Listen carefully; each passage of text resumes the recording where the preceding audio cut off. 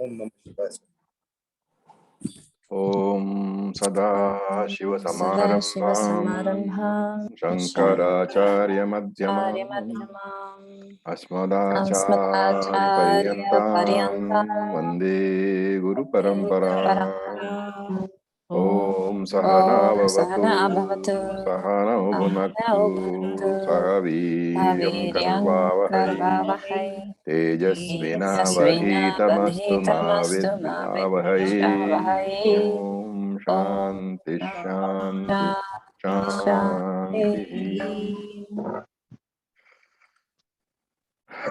So we saw in the last class, in verse number 6, we saw the various types of japa. And now Maharishi progresses to meditation. Can I just mute everybody because somebody is speaking? Okay. So now in the next verse, Ramana Maharishi goes up to Dhyanam. Okay. So we will chant. Ajya dharaya srota sasamam. Ajya dharaya srota sasamam. Sarala chintanam viralatah param. Sarala Chintanam Chintanam param. So look at the word meanings. Ajya dharaya. So dharaya is a flow. Ajya is ghee, clarified butter. So ajya dharaya, like the flow of ghee. Srotasa samam, and like the flow of river water. So there are two examples being given. One is the flow of ghee and one is the flow of river water. And he says sarala chintanam, effortless. Saralam is effortless, without any effort. Chintanam is meditation. So effortless meditation, viralatah param, is better than viralatah is broken. So effortless flow of thoughts or a continuous flow of one thought is better than many broken thoughts. And that's why I have given the two examples. Ajya dharaya, like the flow of ghee. So when ghee flows, it's not, if you start pouring ghee into a vessel, you'll find that it's not a smooth flow, it keeps breaking. While water flows very smoothly from one vessel to another. So that is what he's talking about. The broken thoughts are compared to the flow of the ghee, and the effortless or continuous flow of one thought is compared to the flow of water. Here, of course, it says Srota Sasam, Srotam meaning the river, but it's okay. We can just take it as water. So in the next three verses, 7, 8, and 9, Maharishi talks about upasana yoga. So upasana is basically meditation, mental activity. So it is manasika karma. There is no verbal chanting, but the chanting is only mental. Now this mental focus on any devata, essentially your Ishta devata, is also called upasana. And therefore we define upasana as Saguna devata dhyanam, where Saguna devata is a Ishta devata.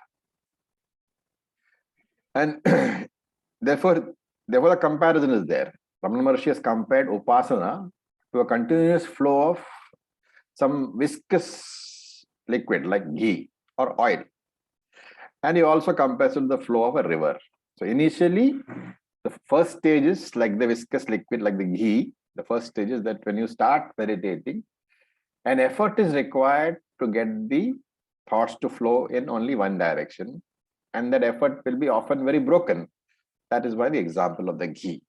And with practice, it will flow effortlessly like the river. And therefore, he says Sarala Chintanam is a superior form of meditation compared to meditation where the mind is distracted. What are the benefits of Saguna Ishvara Upasana, Ishtadevata Upasana? So Saguna Ishvara means Ishvara with form. Okay, that is why we say Ishtadevata, because you have Vishnu, you have Shiva, you have Ganesha, you have Krishna, all these are Ishtadevatas of various people. What are the benefits? The first benefit is that over a period of time, the mind gets focused. It's easier to control. And secondly, which scriptures emphasize a lot, when you invoke Ishvara during meditation, you are not only training the mind, you are also recalling the various virtues associated with that Ishtadevata of yours, and therefore those will get imbibed in your mind. So virtues like compassion, peace, patience, etc. Because of association with the Lord, our mind gets influenced, gets imbued with the very same qualities. Those are the advantages of Saguna Upasana. But we should also remember that meditating on the Lord with form, on Saguna Devata Upasana, has a very distinct disadvantage. What is that? You're going away from Brahman. The difference between Saguna and Nirguna becomes wider. Yes. So basically, in every Saguna Upasana, there is duality. There is Dvaitam. There is the Lord and there is you. It doesn't matter if it is your Ishtadevata, if it is Shiva or Ganesha or a Devi or even Virat Ishvara. It doesn't matter if the Ishvara is the Virat Rupam itself, the universal form of the Lord, even if that is what you are meditating upon, which of course is a very advanced Saguna meditation as far as in comparison with Ishtadevata. Virat Upasana is always much higher in status than Ishtadevata Upasana, because in Virat Upasana, it is not one. You are seeing the entire world as Ishvara. But even there, duality is there because you are the meditator and Ishvara is the meditated object. And therefore, even if you are continuously and regularly doing this, what you are doing is reinforcing this Dvaitam, reinforcing this duality. And therefore, it becomes an obstacle for spiritual growth, because the very purpose, the very objective of spiritual growth is what? That the Lord is I alone. The understanding that the Lord is I alone, which is Advaita Jnanam. So Dvaitam is always an obstacle for Advaita Jnanam. And you'll find that in almost all the Puranas, it is Dvaitam which is talked about. Very rarely is there a reference to Advaita Nirguna Brahman. Okay. Now, having said this, let us look at the various types of upasana, because we can do this verse also without the description. Okay. But since we don't have a separate meditation class, normally if we are taking a separate class on meditation, then I would have skipped over this detailed description of upasana, but we are not doing that. So, and in Bhagavad Gita also, excepting for chapter 6, we don't have too much of emphasis on the meditation, the aspects and all. So here I thought I would take this opportunity to talk a bit in detail about upasana, meditation. Okay. So there are two types of upasanas or two types of meditations. One is called the simply upasana. Now this upasana is before the gaining of knowledge, before the gaining of Atma Jnana, right? And this is the meditation which gives us Chitta Shuddhi, which gives us Jnana Yogyata, the qualification for coming to Jnana. The qualification to go to a guru and get Jnanam, that is conferred by this upasana. This pre-Jnanam upasana. So such meditation is preparatory meditation. And these are practiced before Shravanam Maranam. The second type of meditation is Nididhyasanam. So there's one upasana and one Nididhyasanam. Both are upasana. One is before Jnanam, so it is simply called upasana. One is post Jnanam, so it is called Nididhyasana. Nididhyasanam helps in assimilating the knowledge which you have gained through Shravanam and Mananam. So you can call it assimilatory meditation. While Upasana is preparatory meditation. Okay. Now let us look at the Upasana classification. Upasana itself, the pre-jnana meditation, can be classified under 4 different heads. So relaxation meditation, that is one. Concentration meditation, expansion meditation, and purity or refinement meditation. There are 4 different ways or 4 different classes into which Upasana can be put. What is the method for doing Upasana? Ramana Maharshi does not mention. Okay, it's not mentioned in this verse or even in this text. But it's discussed in very great detail by Krishna in Bhagavad Gita. So I'll try to summarize some parts of Krishna's instructions here. So first we have the preparatory steps. Okay, we have to be careful to understand this is not Upasana. This is the steps leading up to Upasana. There is some preparatory discipline to be undertaken. And Krishna gives some of the instructions in chapter 6. So he says, we can divide this into five broad classes. So one is Deshaha, this is place of meditation. One is Kalaha, time for meditation. One is Asana, posture or seat of meditation. One is Sharira Sthitihi, so asana can be taken as a seat of meditation, as a place where you will sit and meditate. And Sharira Sthiti can be taken as the posture of the body. And then there is Karana Samyamaha, control of the various sense organs. So these are the 5 broad heads. Let us look at them one by one. The first one is Desha, place of meditation. So Krishna says in chapter 6, Suchau Deshe, that place should be clean, it should be quiet. There should be no disturbances, either by way of other people or by way of insects or animals. Basically, when you are sitting to meditate, nothing should physically disturb you at least. And secondly, Suchau Deshe should be also secluded so that nobody comes to talk to you. Then, very importantly, this place where you meditate has to become a routine. You have to go to the same place every day. Why is that so? Because by the law of association, whenever you go to that place, the mind will have the same pattern of thinking, right? When every day you go to a particular place and sit down and meditate, after some time, whenever you go to the place, the mind will accept that it is meditation time now. So it's an association with that particular place.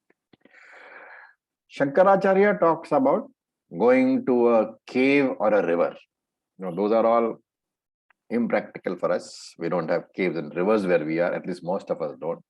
And even if rivers are there, it is unlikely to be a place which is, which is not crowded. Lots of people will be there. So it's not a practical thing for us to do. So basically, we are looking at any meditation friendly place. It can be one room in your house, or if you don't have a big house, it can even be one corner. So ideally, it should be a puja room. But if the puja room is not available, then we have a puja corner where we have a small, image of the deity, Ishtadevata. We have a small lamp or some candles. The idea is that every time you go and sit in that place, the mind associates it with meditation. So this is Shuchav Deshe. This is the Desha, place of meditation. Then there is Kalaha. Kala is time of meditation. What is the best time to meditate? It is that time in which your mind is quiet. So Sattvic guna should be dominant in the mind at the point when you want to meditate. That is why we say meditate in Brahma Muhurat, early morning. Why? Because during the night, tamas has been exhausted because of your sleep, and you have not yet started any activity when you get up. So rajas has not been activated as yet. What is left? The mind is in a quiet state, which is the sattvic mind. At that point of time, at Brahma Muhurat, sattva is predominant. So that is why we say the best time for meditation is always Brahma Muhurat. Brahma Muhurat varies from time to time, place to place. But generally 3:30 to 5:30 or 4 o'clock to 6 o'clock in the morning, we can take it as a thumb rule. That is Brahma Muhurat. Early morning is conducive because even the birds have not started their activity as yet. That sound is also not there. Okay. There would be a question. Supposing that is not practical. Supposing I am doing a night shift. Then what? So then we have to apply this teaching practically. Whenever your mind is in a calm state, that is the time for you. Right? Whenever the mind is alert, that is the time. So this kalaha is the time. It also includes, kalaha also includes not only the length of time, it includes the length of time also, not only the time, the actual time when we should meditate, but also it includes the duration. And that is important because many people, they try to meditate for unduly long hours. It's not possible for a person to meditate for very long. So ideally, in today's world, in the grahastha world, where you're all working and have got responsibilities, the duration can be about 20 minutes to 30 minutes. And if you are leading a more secluded life, you can extend it to 45 minutes to 1 hour at one sitting. Ideally, there should be 2 sittings, one in the morning, one in the evening. This is about kalaha. Then there is a seat of meditation. So very specifically, Krishna talks about this in chapter 6, and he says, Nati Shritam, Nati Nicham. That seat should not be either too high or too low. It should not be too high. Why? Because you might fall off. It should not be too low because there may be insects around and they might disturb you. It should not be too hard because it might cause you pain in the leg. It should not be too soft because the back will slump. And if the back slumps, you will disturb the process of breathing and your meditation will be broken. Very practical, tips over here. So essentially, this is meant in Lord Krishna also gives you how the seat is to be constructed, but that we are not going into because it is unlikely that any of us will go to the forest and construct a seat with grass and deer skin and whatnot. So we are not doing that. Just a soft, not too soft, a firm cushion should be enough, placed on a yoga mat or something. That should be fine. Ideally, the idea is to see that your back is as straight as possible. If you can do without the cushion in the house, on the yoga mat itself, there is no problem because it's unlikely that there will be any insects or anything in the house. But traditionally, Shastram recommends a slightly elevated posture. So we say cushion. Cushion is probably better. That is the third one. The fourth one is Sharira Sthiti, the posture of the body. Now, many people say, why can't I meditate when I'm lying down, right? So the point is that meditation is relaxing. And if you lie down, you will probably sleep off. So that is not recommended. And some people want to do standing meditation. And the problem is that you have to balance yourself. You can't, switch your mind off, because if you switch your mind off, your balance will get disturbed. So that is why Shastras say, be seated on the ground. And that's why the asanam instructions were given. What happens? Supposing I have some physical defects, I got a knee transplant, let us say, and I cannot sit cross-legged. That is okay. You can sit in a chair. Basic idea is you should be seated comfortably. That is the definition of asana. Sthiram sukham asana. That which is steady and that which is comfortable, that is the asana. One important point is, once I have chosen a posture and once I have sat down, it should not be changed. And if you are sitting on the ground or on a cushion, then your leg should be folded. Ideally, Padmasana, but that's not always practical for everybody. So there should be a posture where you have the maximum base area, right? That triangular posture with the legs folded. So, and what about the rest of it? The body should be straight. And Krishna says, samam kaya shairo grivam dharayan chalam sthiraha. So kaya, body, shiraha, the head, grivaha, the neck, all should be in one straight line. Body, neck and head should be in one straight line, and achalam should be firm and not moving. To sum up, the posture instructions will be: body should be straight but not unduly stiff. Hands can be placed in any convenient posture. Usually we recommend that they are in the lap or in Jnana Mudra. The knees should be put together. They should be steady. The face should be looking straight, neither up nor down. And Krishna says, Samprekshya nasikagram swam dishaschana valokayan. Sampreksha nasikagram swam. You should be looking in the direction of your nose. And he adds swam, in the direction of your own nose. Dishaschana avalokayan. You should not be looking here and there. Okay. To sum up, you fold the legs, you sit down, keep the body straight, the face is looking straight ahead of you. Eyes are gently closed as if looking at the tip of the nose. Remember, in the Bhagavad Gita, Krishna doesn't say as if. We have to apply our broad intelligence, because if you keep looking towards your nose, you'll get cockeyed. That is not what Krishna intends. And therefore, Samprekshya nasikagram swam dishaschana avalokayan. Eyes should be gently closed, looking as if looking at the nose. You can actually keep your eyes fully closed. And therefore, the direction will be as if you're looking at the nose. That is the fourth one. And the last one is karana samyamanam. Withdrawal of all sense organs, karanam, from the external world. Right?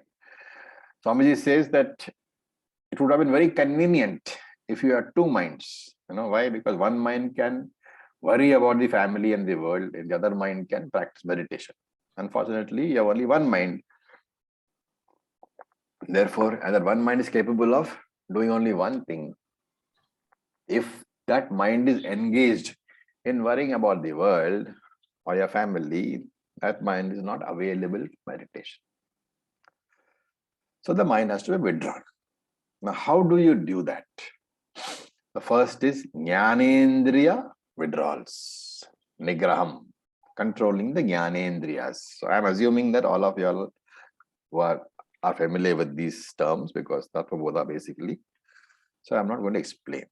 Jnanendriya, all the Jnanendriyas, sense organs of knowledge, have to be firmly withdrawn.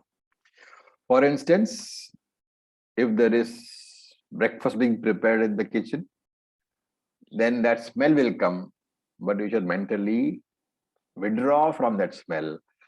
Otherwise, your meditation will become, breakfast meditation. So you should mentally die to Shabda, Sparsha, Rupa, Rasa, Gandha. And this discipline is in detail talked about in the 6th chapter of the Gita. So first, Jnanendriya withdrawal. Second, karmendriya withdrawal. That is easier. The hands and legs and all that are withdrawn, right? They let the entire body be withdrawn from the physical activity for the period of the meditation, which can be 20 minutes to 30 minutes. In fact, for a start, I would recommend 10 minutes. And if you are starting to meditate and you are following these instructions carefully, you will find that those 10 minutes are the longest 10 minutes that you ever had. So it takes time to get used. Then the third discipline is withdrawal of the mind. So you have withdrawn the jnanendriyas, you have withdrawn the karmendriyas. Now you have to withdraw the mind, which is mental sannyasa. And Kaivalya Upanishad says this, that when you sit down for meditation, mentally become a sannyasi. How do I do that? When I enter the meditation room, I keep my chappals outside, right? I keep my slippers outside the door. And just as I leave my slippers outside the door, I should leave my family outside the door. In fact, the best way is to say a silent prayer before you enter the meditation room and say, "Oh Lord, for the next half an hour, I'm handing over my wife and children to you. My mother, my father, my wife, my children, all of them I'm handing over to you. You take care of them.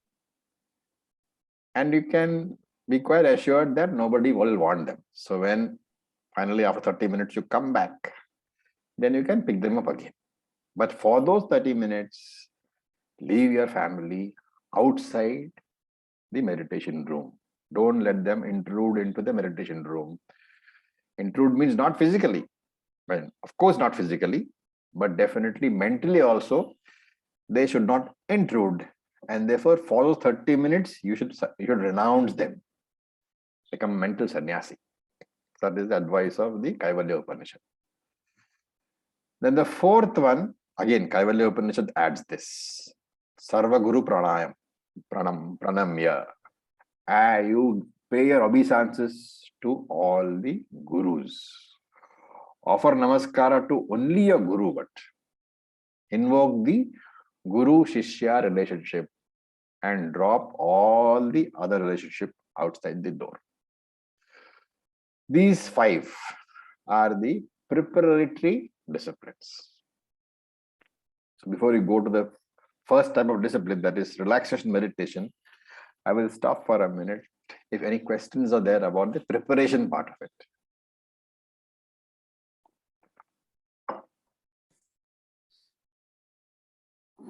Sir, you mentioned that Shankaracharya ji mentioned that either the cave or the river.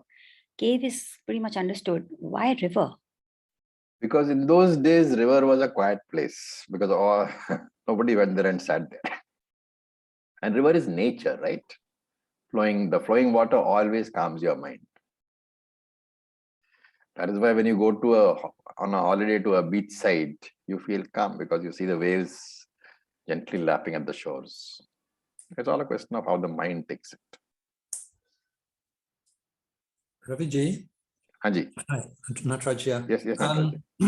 You know, this has always fascinated me, this Brahma Murta. Yeah. Because when we talk about the gunas, we always say there's an order of tamas cannot really go directly to sattva. It's usually a transition of rajas.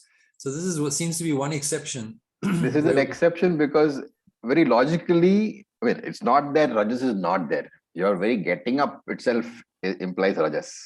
Opening of the eyes also implies rajas. So rajas is there, but in a very limited form. Right. When you get up, when you have a bath, when you go to the meditation room, all that is not possible without rajas. True. But it's not become predominant as yet. Right. Okay. Thanks. Right. Anybody? Okay. Now we come to the first type of meditation which you mentioned, relaxation meditation. Right. As the very name suggests, you are going to relax. It's not that I am going to focus my mind and concentrate on anything. The aim is just to relax yourself at all levels, right? And Lord Krishna says in 6th chapter, Yuktahara viharasya yukta cheshtasya karmasu yukta swapnava bodhasya yogo bhavati dukkha. There should be a time for relaxation. There should be time for, your life should be a balanced one. And that is what we are trying to come towards, right? So this relaxation has to take place at the different levels of your personality. And by different levels, we mean the various koshas. So you have Annamaya, Pranamaya, Manomaya, Vijnanamaya. So all those koshas will relax. So first will take place at the Annamaya level, at the level of the physical body. How do we do it? Those of you who have been to the TTC, you will be familiar with the relaxation post the asana practice. It is essentially that. You mentally visualize every part of the body. There are various ways in which you start. In the TTC, we start from the toes and go upwards. In the Bihar School of Yoga session, they start from the right hand and go downwards and upwards. Essentially, starting from one end and going the other end is better. So I would recommend the one which we use in the ashram. You start from your toes and then you go. Mentally, you visualize each part of your body. Deliberately relax your body, right? Toes, then the ankles, then the shin, thighs, all those upwards, thigh muscles, back, lower back, middle back, upper back, armpits, everything. There's a full process. And once you get into that process, you will find that as you are giving the mental suggestion that your body is relaxing, you will find that the body as if seems to become heavier, right? It's not really heavier, but it seems to become heavier. And when you further relax, people who have been in deep relaxation have, will testify that there is a time when they seem to be seeing the body different from themselves. It's like you are separating from the body, right? One example is in sound sleep, you are not aware of the body because you are withdrawn from the body. But here it's an intermediate stage. You are relaxing, your body is relaxing. And you are not that you are not aware of the body, you are aware of the body, but as if different from yourself. So that is why in sleep, when some people have become completely relaxed, they have forgotten their bodies. So they start with the head on the pillow, and in the morning when they wake up, you will find that the legs will be on the pillow. So especially common with children. So this dropping the identification with the body, it happens naturally in sleep. In meditation, we are consciously trying to repeat that condition, to stimulate the same condition in which we are dead to our physical bodies. And therefore, some people say, I was feeling very light, I was floating. All that people talk about. This practice is also called Yoga Nidra, which is slightly longer practice. And the difference from the relaxation, from the final relaxation, is that there is a visualization involved. Yoga Nidra involves, first of all, a much longer practice, half an hour to 1 hour or 45 minutes. And there is some amount of visualization involved. The net result is that you will have complete and very deep relaxation. Remember, this is an entire exercise in itself. Annamaya relaxation might take you up to 20 minutes, 30 minutes. Properly done. So that is the relaxation of the physical body. Then there is the Pranamaya Kosha relaxation. So Annamaya relaxation should be followed up by Pranamaya relaxation. Now, when I say Pranamaya, you have to be careful. The idea is not to practice pranayama. Idea is not to consciously practice pranayama, but just to make sure that the breathing is smooth, slow, and rhythmic. Just as when your body is completely relaxed, breathing will be relaxed, right? When you're in deep sleep, breathing is relaxed. Now, both are interconnected. When breathing is relaxed, body will be relaxed. When body is relaxed, breathing is relaxed. How do we do this? The technique is called prana vikshanam. Vikshanam means awareness. In English, we say observe the breathing process. And this is normal instructions given whenever you do meditation. Observe your breath. When you observe your breath, you don't try to interfere with the breathing. You just let it flow naturally. So that slowly, slowly the breathing slows down. And Krishna says in the 5th chapter, Pranapano samokritva nasa bhyantara charino. Let the air flow through both the nostrils. Feel the touch. And we often say that when you are breathing out, try to feel the touch of the warm air as it leaves your nostrils, on the tip of your nostrils. And when you're breathing in, try to feel the touch of the external cool air as it enters the nostrils. That itself will make the process very smooth. The inhalation and exhalation cycle becomes a smooth, natural cycle, slowly slowing down the breathing. And as I said, slowing down the breathing will slow down the mind also and the body also. The third one is Manomaya Kosha. So we have done Annamaya, we have done Pranamaya, now we have come to Manomaya. It is easier to relax the body than to relax the mind. The toughest part, right? Now, in modern language, you call this stress management programs. So in Dharma Shastra, this is called Anyasaha, Anayasaha. Anayasaha means without any strain. And Shastra says Anayasaha is a very important value which can be developed through a religious life. For one who follows the religious life prescribed in the Vedas, life is anayasaha. There can be no stress. He won't be subject to stress and strain. If we consciously want to relax the mind, there are several techniques. I'm sure most of you are aware. There are several techniques which you can use. One of the most relaxing technique is visualization of nature. So you can imagine a beach. You are sitting on the beach. The waves are gently lapping at the shore.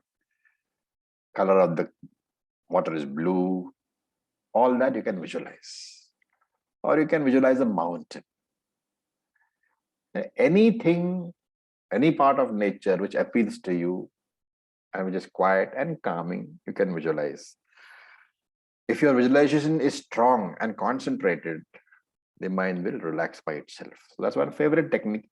It's also used in Yoga Nidra as well as in their other sitting meditation of Bihar School of Yoga called Antarmanam. Both use the same technique. The second one is that we can use auto-suggestions. You can use words from the Shastram which are associated with peace, like Om Shanti, Shantoham, all that I can use. So any word which means relaxation and you know the meaning of that word, that can be repeated mentally so that you associate that word with relaxation. It's a form of conditioning the mind to relax when you do this particular japa. So when I say auto-suggestion, I'm saying you are using those particular words as a japa also. It conditions the mind. That is the second method. There is, of course, the third method from Bhakti Yoga, surrender to the Lord. And this is probably the most effective method. Why? Because by surrendering to the Lord, you are taking away the onus from yourself and giving it to the Lord. So you develop the patience to wait, because it is the Lord who is going to give you the future. You develop the patience to wait. And if we analyze ourselves, it's not very difficult to understand that most of my tensions is because I'm anticipating the future. I cannot wait for the future to unfold in its own way, but I want it to unfold in a particular way. And that worry, will it unfold or will it not unfold? That is the cause of my tension. What is there tomorrow, I want to know today. And that causes tension. So, as you slow down the mind, quite paradoxically, you are able to do things faster and faster. It's a very big paradox. Your mind slows, but how you are able to handle events, to handle it faster and more efficiently. So let us repeat to ourselves, let the future unfold in its own way. I will wait. When the future comes, there are two ways in which it can unfold. One is the way I want it, favorable, and one is the way I don't want it, unfavorable. But I am ready to wait. So that readiness to wait and the acceptance of the future as a gift from the Lord, whether it be pleasant or unpleasant, that will lead to a certain amount of relaxation. So surrendering to God's will and the consequent readiness to wait, that is the best method. This is the only job in relaxation meditation. This is all that we have to do. There is nothing else that we need to do. To sum up, let us try to put some points for how to carry out relaxation meditation. First, be seated in a comfortable posture.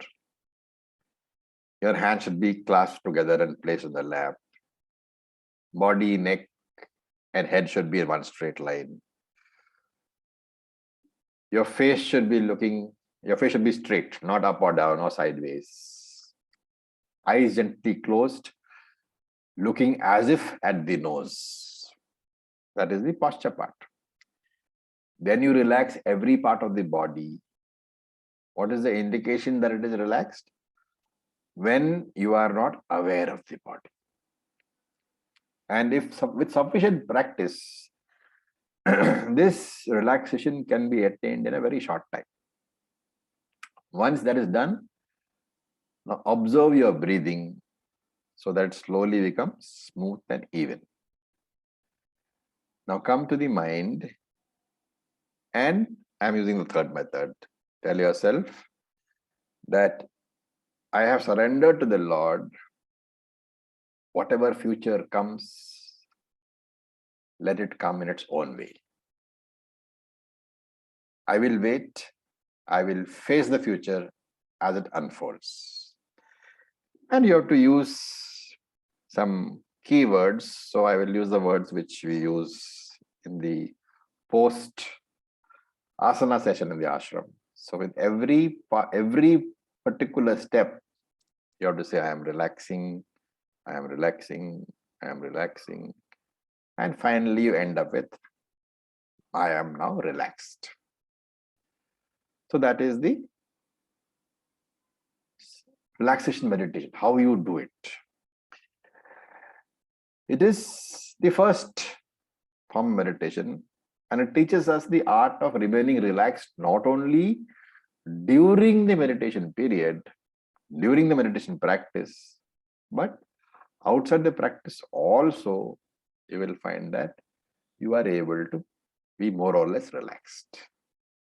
Therefore, relaxation meditation is important not only in your spiritual practice, but also to progress in any other field.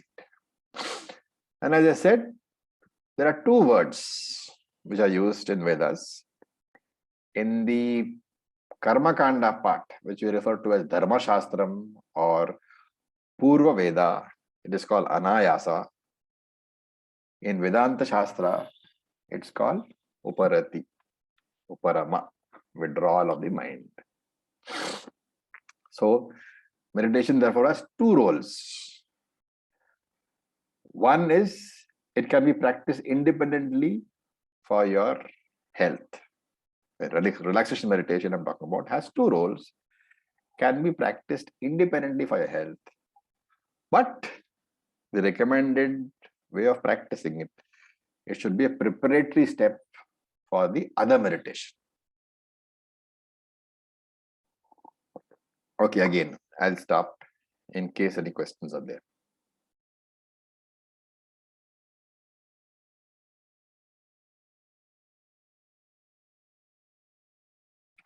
All right. We will move on. Yeah. Sir, I have a request, not a question. Hmm. Can we have a session on a practical session on this?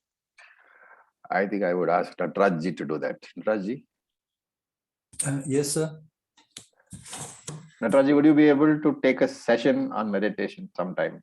Like a guided meditation thing? Yes. Yes, sir. Sure, no problem. We'll just have to work it out when and Yeah. So Yes. please put on Thank the you so group who all are much. interested, and Natarajji will lead the meditation. Thank you so much, sir. Okay. That would be great. All right. Okay. Now we go to the next step, which is concentration meditation. So the first one was what? Relaxation meditation. The body and the mind are totally relaxed. And now we come to the next step. So remember, you can't do relaxation and concentration the same day. So you first on one day or a few days you do relaxation meditation, or alternate days, one day relaxation, one day concentration, that way. Because there won't be enough time. If you have enough time, the whole day you can probably do all. What is concentration? It's a capacity to focus. And it's a very important aspect of Vedantic study. Relaxation is very important in order to be able to come to concentration. But concentration by itself is extremely important because it confers a value which we call chitta ekagrata, the focusing of the mind. And focusing of the mind itself can be, can be classified into two. One is short-term focusing. For example, listening to this discussion for a period of, 1 hour. That itself is a very huge thing. If you are able to listen to all the words without your mind wandering, that is complete mastery over short-term focusing. But most people are not. And that is why we provide the YouTube videos so that you can go back and listen to what you have missed. Because the mind wanders in the middle. Whenever the mind wanders, you miss out totally. Okay. So that is short-term focusing. If you are able to focus for this 1 hour without any break, then you have harnessed that capacity to a very large extent. The second one is long-term focusing. What is long-term focusing? You may have very many goals in life. And of course, you have to focus on all of them. But in and through all of them, you should not lose sight of your ultimate goal, which is moksha. And therefore, all your goals should be such that ultimately they serve as the foundation on which you reach your goal of moksha. There are different words: samadhanam, samadhi, ekagrata. All these talk about this particular focusing capacity. And of course, it doesn't require any rocket science to figure out that ability to focus, to concentrate, is required not only for spiritual goals, but also for every single material goal. Even in sports, even in cricket, if a batsman has to survive for a period of time, he requires tremendous concentration. And therefore, ekagrata is a very valuable quality to be developed. And remember that any knowledge can be gained only by a mind which is sharply concentrated. And therefore, concentration is important. How should we do this? We have to hand the mind a job. If you want to figure out how the mind works, gives the mind a job. Say 15 minutes, you should do something. And what should you do? That mind should obey you and confine itself to that job alone without wandering. So you should have supposing you are saying that you want to do japa, or you're thinking about a particular topic, then your flow of thoughts should be all around that particular topic alone. So in Sanskrit, they call it sajatiya pratyaya pravaha, the flow of similar thoughts. And that is the definition of concentration.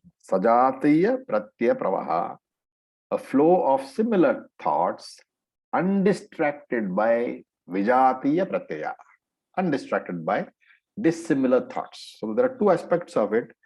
One is there should be a flow of thoughts on a particular subject. The second part is that there should be no flow of any thoughts which are not connected with the topic. Both are equally important in defining concentration. This is called ekagrata. Now the question might be, what type of field should be chosen? What is the subject to be chosen? Right? You can choose some numbers and you can concentrate on that. You can light a lamp, you can concentrate on the flame also. In fact, when we teach meditation in the ashram, we do teach you to concentrate on the flame of a candle, right? Or you can draw a circle and put a dot in the center and you concentrate on the dot also. All of them will definitely improve concentration. But in Shastram, this is not accepted as concentration. The very definition of upasana is saguna brahma vishaya manasa vyapara. Every word is important. Saguna Brahman, Lord with a form, Vishaya, on the subject of Manasa Vyapara, activity of the mind. So activity of the mind on a subject which is Saguna Brahman, then only that upasana is an upasana or a dhyana. Otherwise, it's only a mental exercise, Manasika Vyavahara. So that is not acceptable in Shastram as upasana. Upasana necessarily has to have the Lord, has to have Saguna Brahman involved. And this mental activity involving the Lord, we can do as Manasa Puja. So, and there are many srotrams, like you have Shiva Manasa Puja, all those things you have. If you don't know any of them, Manasa Puja can be simply an imagination where you imagine yourself attending a puja. Now, for those who have been to the ashram, it's very simple because puja is there very often. Especially on the first day, you get the homam. So you can simply imagine yourself attending that homam and mentally going through all the steps. You need not physically do, but you can visualize the priest doing it. That itself is Manasa Puja, mental exercise.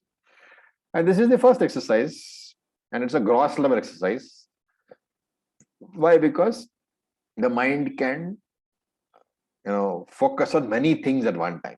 So on the pujari, on the puja itself, on Saguna Brahman, on the offerings, on the words, on the mantram, the mind has lots of things where it can focus on. So it's a very broad and gross field. The second one is called Manasa Parayana. The first one is what? Manasa Puja. We saw all this earlier in Upadesha Saram itself. What is bodily puja, what is japa, all that we saw. This is only an expansion of that. The second one is Manasika Parayanam. Parayanam here means chanting a stotram mentally. So you may know Vishnu Sahasranamam or Lalita Sahasranamam, and you have to have it by heart, committed to memory, because you have to close your eyes and do it. Okay. So what is the difference? In the puja, many things are involved. You have the pujari, you have the Sagana Brahman, you have the offering, you have the words. But here your eyes are closed. The field is restricted to only the words. So you have only the words. And therefore, Parayanam is Shabda Pradhanam. While puja is many objects, many Vishayas are there. But here the objects are reduced to only the words. Another important thing is when doing this Parayanam, you don't deliberately have to think of the meaning. If you are familiar with the meaning and the meaning is popping up in your mind as you chant, it is fine. But you don't deliberately think of the meaning of each word. Like Vishwam, Vishnu Vashatkaro, right? What is Vishwam? What is Vishnu? What is all that? You don't have to deliberately try to bring that back to your mind. Because the mind can do only one job at a time deliberately. If you concentrate on the words, the meaning fades to the back of your mind. If you concentrate on the meaning, you lose the words. And therefore, in Parayanam, the focus is on the words. Every word you must be aware of as you mentally chant. And if you find it difficult in the beginning, you can chant verbally, aloud, for some time, and then keep on continuing it mentally. The third one is Manasa Japa. So here, first is Puja, then is Parayanam. In Puja, there were a lot of objects to be thought about. In Parayanam, only the words are there. In Japa, that field is further reduced because you don't have many words. You have only the Nama, only the name is there. So Manasa Japam will be Om Namah Shivaya or Om Namo Narayanaya. So only those words are there now. Even all the words are not there, only the names are there. Earlier on in the Parayanam, other words were also there. But here in Japam, only the names are there. And therefore you can take any one name of your Ishtadevata and you add Om Namaha to it and repeat it. The repetition of this in this manner is called Manasa Japaha. So you are practicing Manasa Japaha. And Manasa Japaha is supposed to be highly efficacious. That's why Maharshi said, Chittajam Japa Dhyanam Uttamam. I hope you remember. We had said this in the earlier verse. And Shastra gives stages. Supposing a person cannot come to Manasika Japa straight away, mental Japa straight away, the Shastram says it's all right. You can first do Ucha Japaha, loud chanting. A chanting which you can hear and others can hear too. You can do Manda Japaha, which is sufficiently loud for you to hear. A whisper, you might say, but others cannot hear. And Manasa Japaha, also known as Upamsu Japaha, chanting silently, the tongue and the throat do not move. This also we saw in the earlier verse. I'm just expanding here. And the mind requires tremendous focusing capacity for doing Manasa Japam. Manasa Japam is also Shabda Pradhanam, focusing on the words only. You are not thinking of the meaning. If you are thinking of the meaning, it becomes meaning dominant or Artha Pradhanam. And then it doesn't come under Japa at all. If you are thinking of the meaning, it comes under another form of meditation.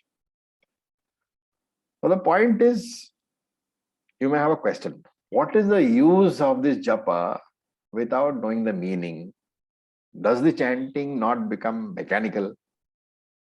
Shastram points out that the very words themselves are sacred. Not only the meaning, but the very sound of those words are sacred, because these words have come from where? From Ishvara himself, in the case of Veda mantras, or from the rishis in other cases. And therefore, the utterance of that word itself will spiritually purify you. That is why today many people who are religious but have not had the opportunity to study, they don't know the meaning of the words they chant, but they do the parayana. In fact, many of the pandits you call to your houses, if you ask them, they won't know the meaning, but they will know the words and they will know how to chant. If you study the meaning, certainly it is better, it is superior. But even without knowing the meaning, if you chant, you will be purified. Right? So we need not concentrate on the meaning or in the silence in between the words. All those we need not do, because all this comes under preparatory meditation. And therefore we have three of them: Manasa Puja, Manasa Parayanam, Manasa Japam. You can focus on any one of them instead of all the three in one particular session. So you can do some sort of a combination, do one day elaborate Manasa Puja. One Parayanam, maybe one short Parayanam, and 11 times, 101 times, one Japa. Or you can do very short 1 minute Manasa Puja, chant Vishnu Sahasranamam and Nama Japa. Any combination you can do. Okay. You can figure out which proportion of these three is practical for you, and you can practice concentration meditation. So remember that if you know the meaning of the japa, you should not be thinking of the meaning while doing the japa. You can maybe think of it before you start. For example, Om Namo Narayana. So before starting the japa, you should think of the meaning. Om Namo and Narayana. So Narayana, Nara means all living beings. Ayanam means the abode. So Narayanam is that place in which all people live. So that dwelling place of everybody is the Lord. That is why Narayana. And once you think of that, then you start the japa. And having meditated upon the meaning, come to the japa. You can start with relaxation meditation and do this. And at the end of the meditation, you remain relaxed for a few minutes and then you get up. So the very visualization of that deity itself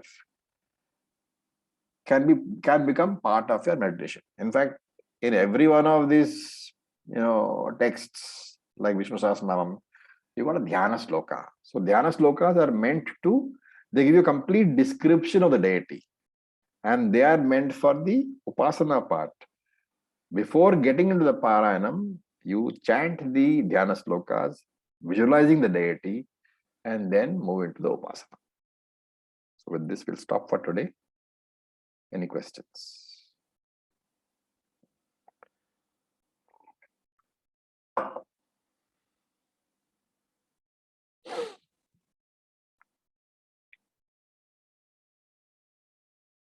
Okay. It's been a lot, I know. So if you have any questions, you can put in the group. We'll take it from there. Om Purnamadav Purnamidam Purnat Purnamudachyate Purnasya Purnamadaya Purnam Eva Vasishyate. Om Shanti Shanti Shanti. Om Tat Sat. Om Namah Shivaya. Thank you for your patience. That's it.